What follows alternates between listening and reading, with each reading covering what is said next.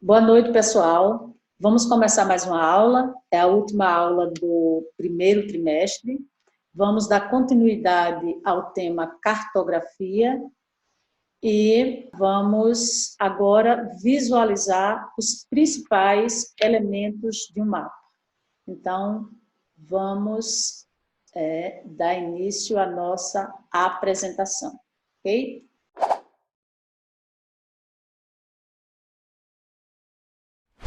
Pois bem, inicialmente eu coloquei aqui para vocês uma imagem de satélite, no qual, nesse espaço, a gente visualiza aqui o Colégio Militar do Recife. E a gente está com tanta saudade desse ambiente, né? Nessa imagem de satélite, tem aqui a escala, um elemento importante de um mapa. A imagem ela vai ser transformada no mapa. Quando a gente abre o Google Maps, a gente pode visualizar tanto na imagem de satélite quanto em forma de mapa.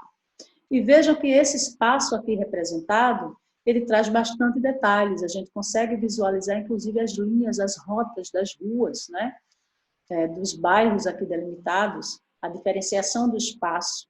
Então, é uma representação cartográfica, nesse caso, em forma de imagem de satélite. Bom, para que servem os mapas e quando surgiram os mapas?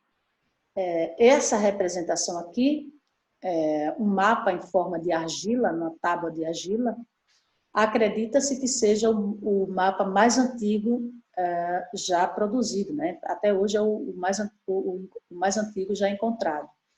E aí, esse mapa representa provavelmente o rio Eufrates, a região do Oriente Médio, e então acredita-se que os mapas surgiram na antiguidade, né? E claro, surgiram da necessidade de se conhecer aquele ambiente e para poder ser ocupado e aproveitado da melhor forma possível. Hoje, para que a gente usa os mapas? Para que servem os mapas? Então, coloquei aqui três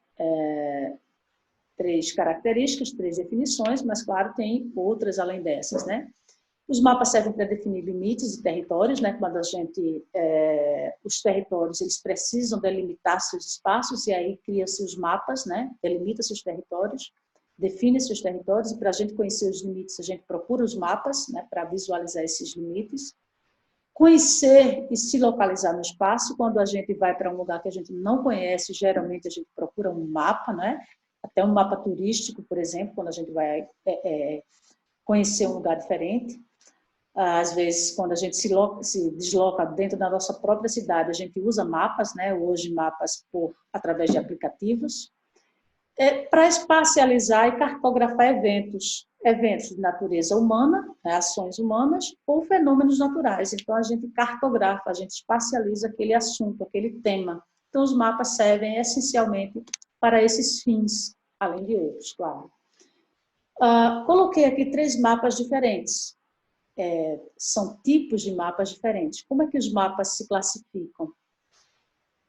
Eles se classificam considerando a escala, por exemplo, né? Considerando os temas, a forma de abordar o espaço, a forma de cartografar e a escala. Então, inicialmente, a classificação em três grupos de mapas, de tipos de mapas. Os mapas ou cartas cadastrais, também chamados de plantas, são mapas que representam áreas pequenas, porções do espaço pequenas, e tem uma escala grande. Esse mapa aqui, por exemplo. São chamados de plantas, né? Então, aqui tem uma planta da cidade do Recife, de 1906. Claro que a cartografia era realizada com instrumentos bem diferentes do que são utilizados hoje, né? Olha aqui a escala, 1 para 10 mil, é uma escala grande. O espaço é pequeno, o espaço do Recife ainda não tão ocupado densamente como hoje, né? Não tão, o espaço da cidade do Recife ainda era reduzido, não tinha tanta ocupação, e foram surgindo, claro, a cidade foi se espalhando, né? Aumentando o seu espaço, e nós temos aqui um núcleo mais ocupado, né? A porção central do Recife, e áreas bastante vazias. Então, aqui está uma planta. Para que serve uma planta? Geralmente para auxiliar a administração pública. Então, o gestor público precisa conhecer espaço com detalhes, com muitos detalhes.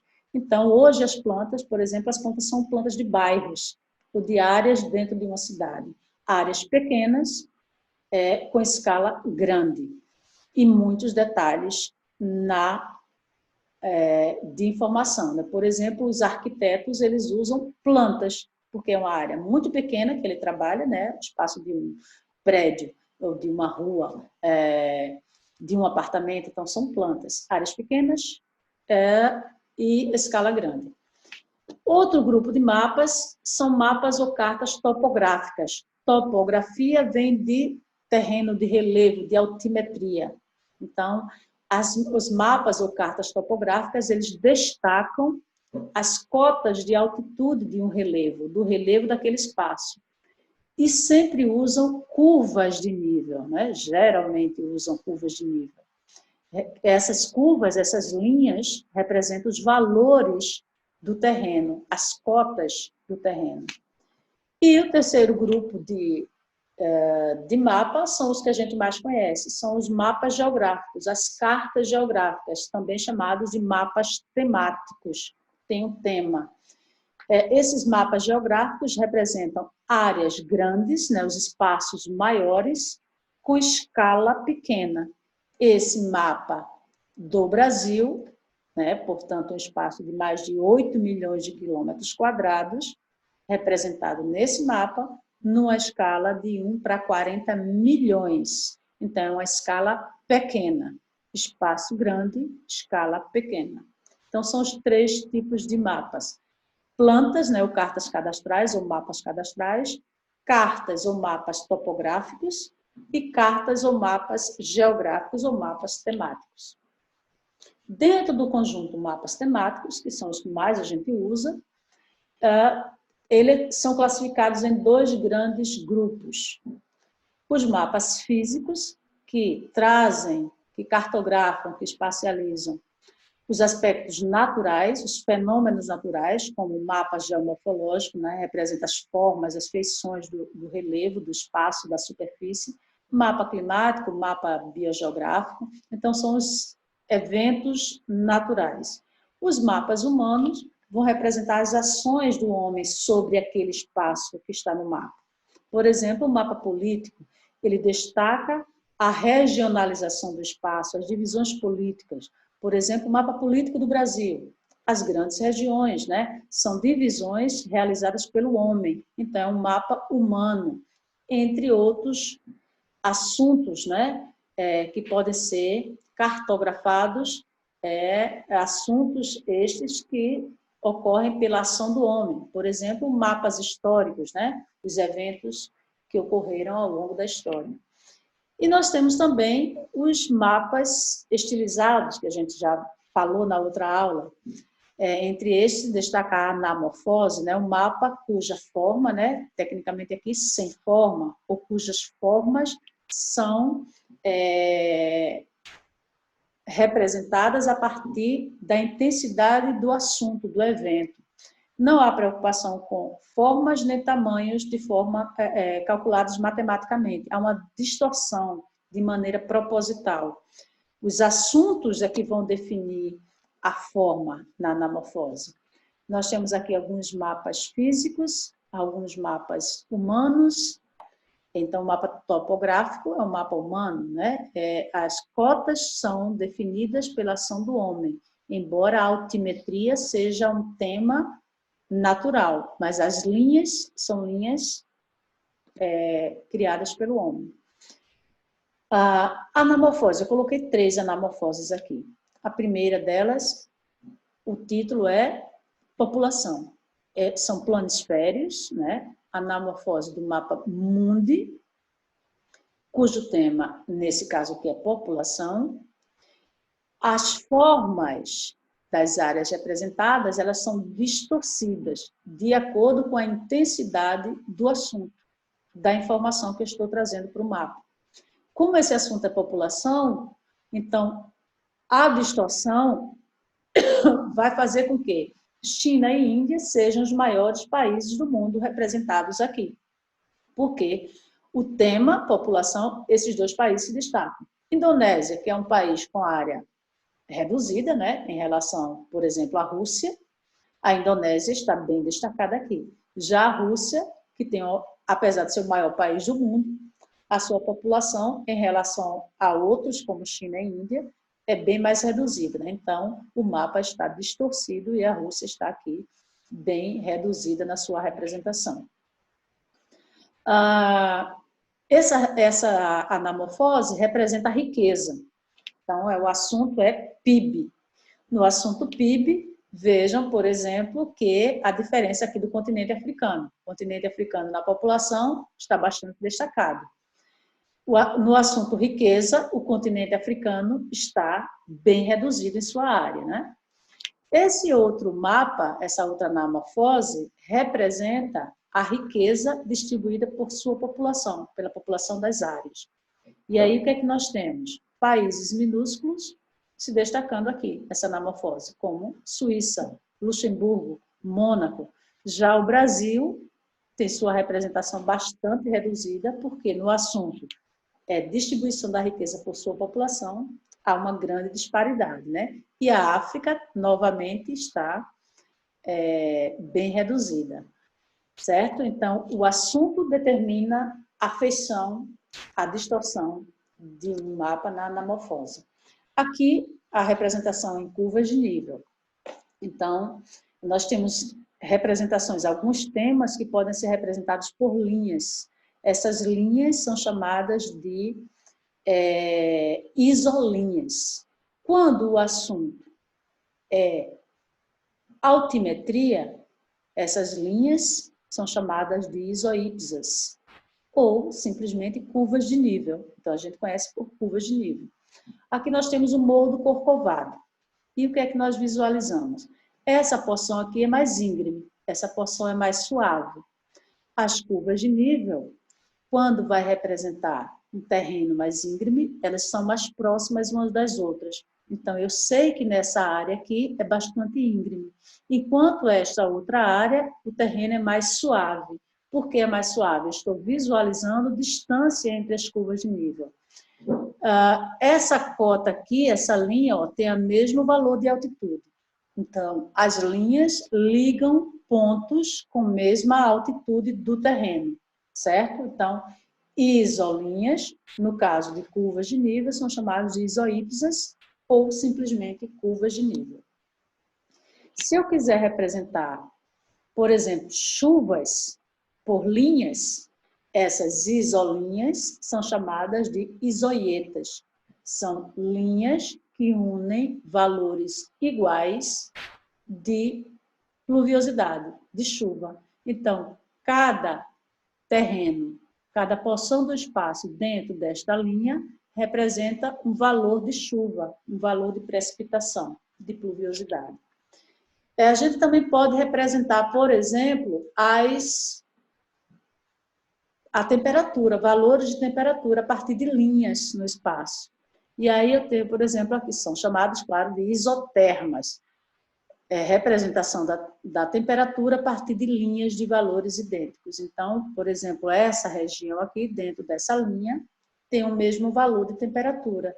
E assim, sucessivamente, cada linha representa uma cota de temperatura. Profundidade oceânica, o relevo oceânico, claro, a gente sabe que a superfície do mar é cota zero, portanto, abaixo do nível do mar, altitude negativa. E esse relevo do fundo do mar, eu posso representar por linhas. Nesse caso, as isolinhas serão chamadas de isóbatas, profundidade oceânica. Posso ainda representar, por exemplo, os valores de pressão atmosférica. Então, são chamados, nesse caso, de isóbaras, linhas que ligam regiões com valores iguais de pressão atmosférica. Por exemplo, nesse ponto aqui, dentro dessa região, dessa linha, a pressão atmosférica está com um valor de 1032. Nessa outra linha aqui está 1008, aqui está 1000. Então, dentro dessa região, o valor da pressão atmosférica é 1000. Ok? Então, isóbaras, linhas que definem regiões com iguais valores de pressão atmosférica. Coloquei aqui um desafio, o desafio das isoípsas, ou, nesse caso, das curvas de nível, das linhas que definem valores iguais de altimetria, de altitude. E aí nós temos, por exemplo, ó, essa linha aqui, 160 metros, essa outra linha, 200 metros. Essa linha daqui define uma região que tem 400 metros. Essa região aqui, ó, dentro dessa linha de 430 metros, esse terreno todo tem, portanto, esse valor de altitude, essa cota, 430.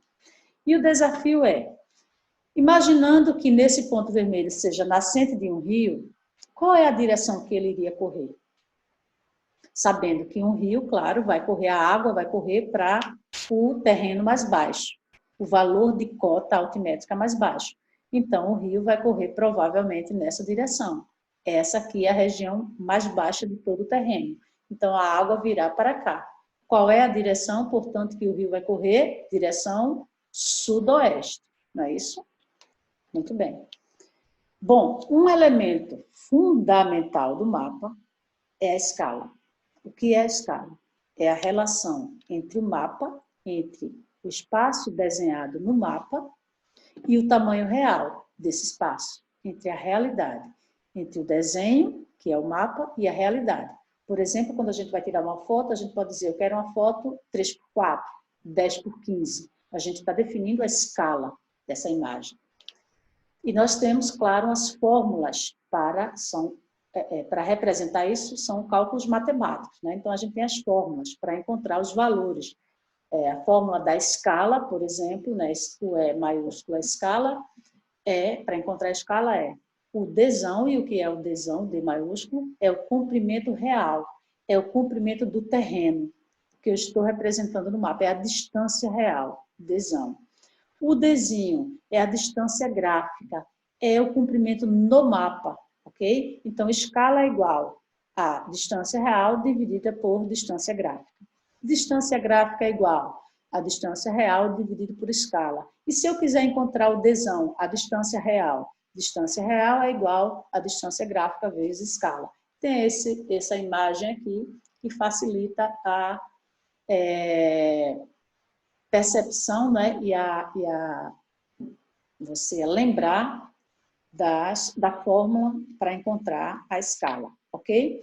Bom, as escalas mais utilizadas são esses dois tipos aqui. Nós temos a escala numérica, obviamente representada por números, e a escala gráfica representada por uma imagem, por um gráfico, por uma régua milimetrada, por espaços definidos. A escala numérica, por exemplo, essa aqui, sempre tem um 1 na frente. O 1 representa aqui 1 centímetro do meu mapa. O 25.000, nesse caso, também se lê em centímetros. Então, aqui tudo lê em centímetro na escala numérica. Como é que se lê essa escala? 1 por 25.000, ou 1 para 25.000. O que eu quero dizer? 1 centímetro do meu mapa corresponde a 25.000 centímetros do terreno, ok? Na escala gráfica, como se lê? Essa régua, né, esse espaço, esse gráfico, sempre tem 1 centímetro aqui. E o que é que está dizendo nesse mapa, nessa escala? Que 1 centímetro deste mapa corresponde a 250 metros do terreno. Numa escala gráfica, essa definição tem que estar clara, porque nesse caso não é centímetros. Geralmente se usa metros ou quilômetros. Então, eu vou dizer 1 centímetro deste mapa corresponde a 250 metros da realidade. Ok? Temos aqui o mapa de Pernambuco. E nesse mapa de Pernambuco, o IBGE colocou os dois tipos de escala. Então, nós temos a escala numérica e a escala gráfica. A escala numérica, muito mais fácil da gente ler e interpretar, diz aí, 1 centímetro do meu mapa, deste mapa aqui, corresponde a 2 milhões de centímetros do terreno, da realidade. A escala gráfica está aqui, ó, 1 centímetro corresponde a 20 quilômetros da realidade. Cada centímetro deste mapa corresponde a 20 quilômetros da realidade. Essas duas escalas estão com a mesma informação ou são informações completamente diferentes? A mesma informação, né? Porque 20 quilômetros, 1 centímetro corresponde a 20 quilômetros. Acaso 20 quilômetros são 2 milhões de centímetros.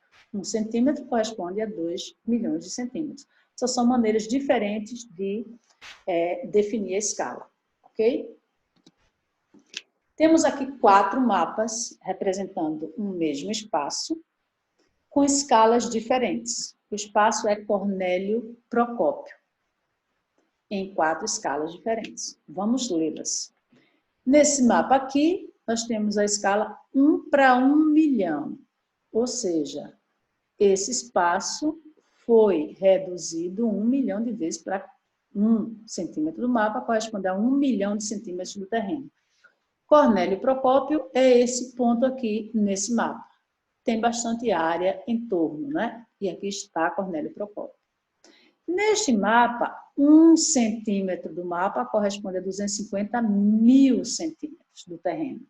E cá está Cornélio Procópio. Aqui a gente consegue visualizar as curvas de nível. Então, é um mapa topográfico.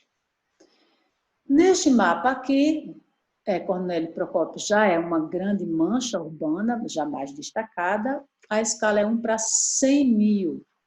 E neste outro mapa, a escala é 1 para 50 mil. Ok? E aqui está Cornélio Procópio. Pergunta-se: qual a maior escala dessas 4 apresentadas? A maior escala é esta aqui. 1 para 50 mil. Por quê? Por que a maior escala? Por menor denominador, maior escala. Quanto maior denominador, menor escala. Quanto mais números tiver aqui no denominador, menor é a escala. Quanto menos números tiver aqui, maior é a escala. Imaginem se fosse 1 para 1. Menor número possível, maior escala possível. Ou seja, 1 centímetro do mapa corresponde a 1 centímetro da realidade. É escala real. É possível realizar um mapa mundi, por exemplo, na escala 1 para 1? Impossível. Todo mapa temático, todo mapa geográfico é em escala reduzida. O mapa da Terra é em escala reduzida. Não tem como a gente ampliar, né? Então, sempre a gente reduz para caber no nosso mapa, certo? Mas vamos lá. Por que esse é maior? Porque Cornélio Procópio foi reduzido apenas 50 mil vezes para caber nesse mapa. 1 para 50 mil. Nesse mapa aqui, ele foi reduzido 1 milhão de vezes para entrar aqui no mapa. 1 para 1 milhão. Então, esse mapa tem uma escala menor, mas tem uma área maior, representa todo o entorno de Cornélio Procópio. Aqui não representa o entorno, só representa basicamente o espaço de Cornélio Procópio. Mas dá para a gente visualizar, ó, as linhas das ruas, que nos outros não é possível fazer isso, ok? Maior escala, menor escala. O espaço é maior, mais ampliado aqui, né? Mais detalhes e menos detalhes. Então, qual é o mapa que representa mais detalhes? Esse mapa da maior escala, ok? E aí nós temos 3 atividades para a gente exercitar. Inicialmente, vamos calcular a distância real, né, o Dzão, entre 2 pontos separados no mapa por 5 centímetros. E esse mapa tem uma escala de 1 para 300 mil. Então, eu tenho o Dzinho, 5 centímetros, eu tenho a escala 1 para 300 mil e eu quero o Dzão. Então, qual é a fórmula? Dzão é igual a escala vezes Dzinho. Então, vamos aos cálculos. Distância real é igual Dzinho, 5 centímetros, vezes escala, 300 mil centímetros. Detalhe importante. Distância real, a gente sempre considera em quilômetros, porque é impossível eu considerar uma distância real em centímetros. Quer dizer, quase a gente não usa, praticamente impossível.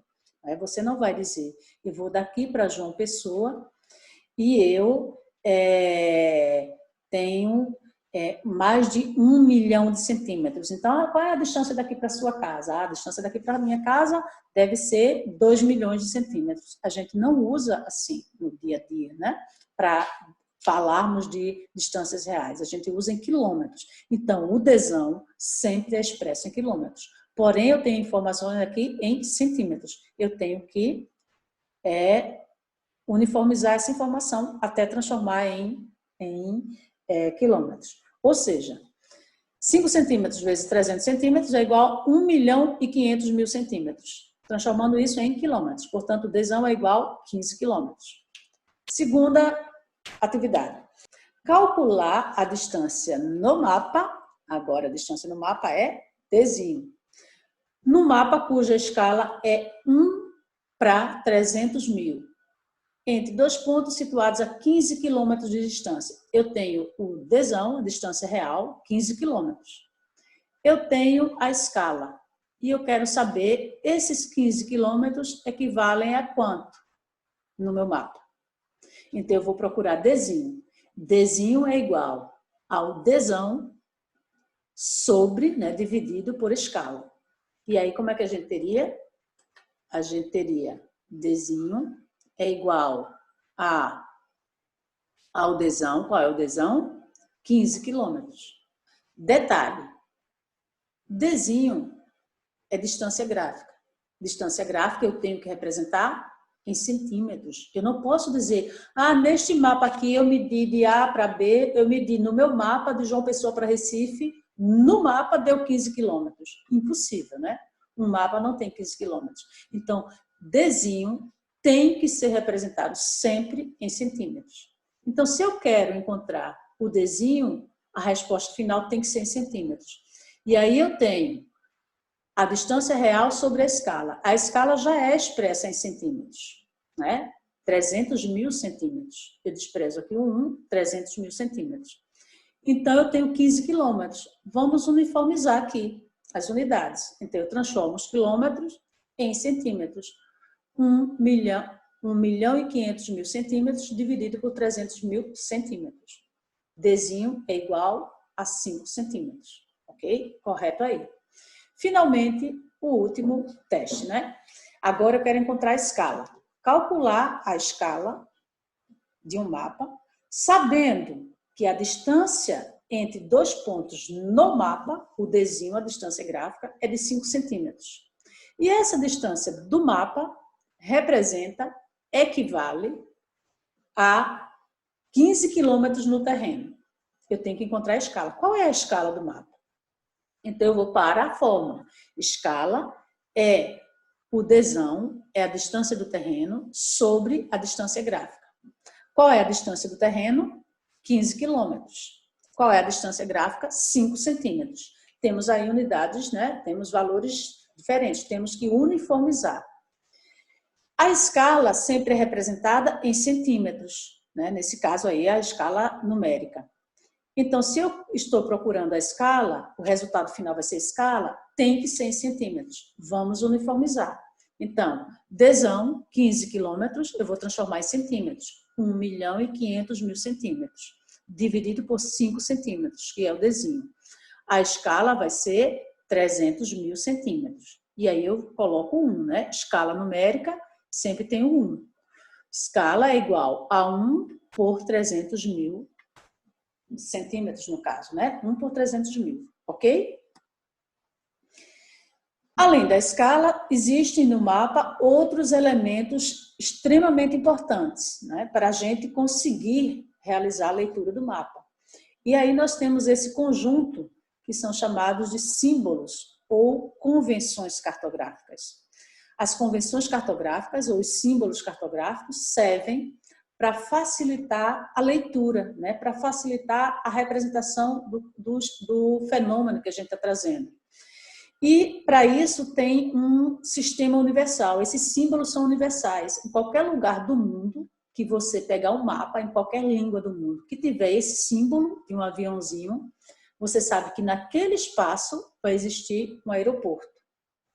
Qualquer lugar do mundo que encontrar um mapa com a cruz, você pode não entender as letras, a língua que está ali naquele mapa. Mas se você visualizar no espaço do mapa uma cruz, você sabe que ali é um hospital.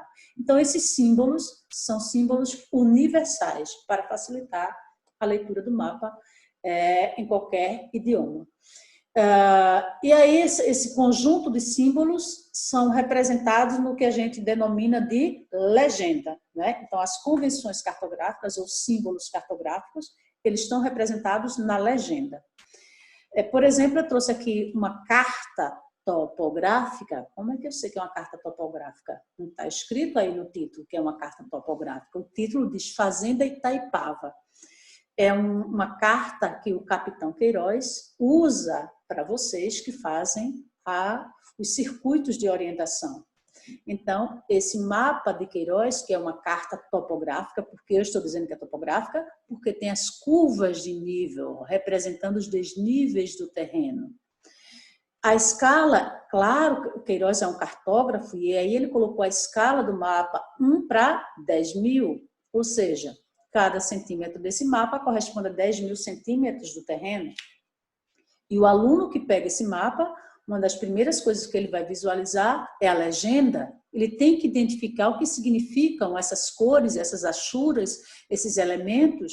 E aí eu tenho, por exemplo, aqui, ó, vegetação rasteira. Então, essa área esverdeada, a vegetação é rasteira, então é fácil de realizar o percurso. Eu tenho uma área aberta, então as cores aqui, essas áreas apresentadas pela cor mais clara, é uma área aberta, também facilita o deslocamento. E aí eu tenho uma área, aqui essa área mais escura aqui, é uma área privada, é uma propriedade particular. Então, Queiroz chama atenção para que aqui provavelmente vai ser difícil de eu conseguir, o aluno conseguir passar por aqui, porque aqui é particular, provavelmente é um terreno cercado. Então, está aí a legenda para que o aluno consiga ler o mapa, né? Ler essa carta topográfica. A legenda, portanto, os símbolos representam a linguagem visual, são os elementos que facilitam a leitura e logo a compreensão do mapa. Bom, quando a gente encontra um mapa, tem alguns elementos que são fundamentais, que são essenciais para a gente identificar. Para começar, todo mapa tem que ter um título. No título do mapa, geralmente tem a indicação do lugar que está sendo representado e do assunto. Geralmente tem essas duas informações, ou uma, né? Na carta de Queiroz, a gente viu aqui, tem o título Fazenda Itaipava. Então, você sabe que é a representação daquele espaço. Ali é a Fazenda Itaipava. Então, no título, aqui tem, ó, Brasil, só que o Brasil aqui foi colocado com um desenho, né? Brasil, alfabetização 2000. Ou seja, o local, né? Esse espaço é o Brasil, e o assunto, o tema, é a alfabetização do ano 2000. Então, o título tem que representar o espaço e o assunto. Os mapas também têm que ter a direção, a posição geográfica, o norte. Às vezes se coloca a figura da rosa dos rumos aqui, ou simplesmente uma linha, uma seta com um N. Tenho que saber a direção, senão eu não consigo identificar onde está situado esse mapa, né? Como é que eu vou ler, interpretar esse mapa? Então, aqui tem, ó, a direção, a posição, o rumo.